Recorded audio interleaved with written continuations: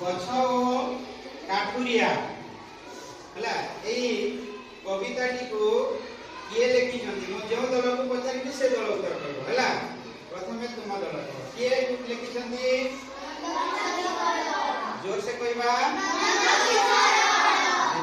धन्यवाद। अच्छा तुमर दल गछ खाली आमे कोन कोन पाई खाबो तिके जो देखो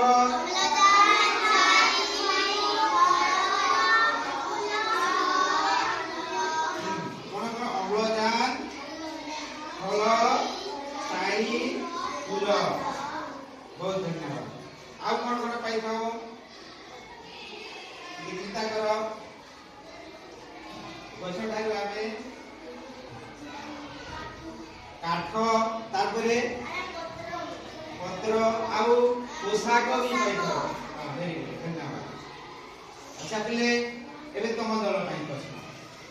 अच्छा से गछटी को किए लगाइथिले पितृ पितामह बोले जानि छ बाप अजा को पितृ पितामह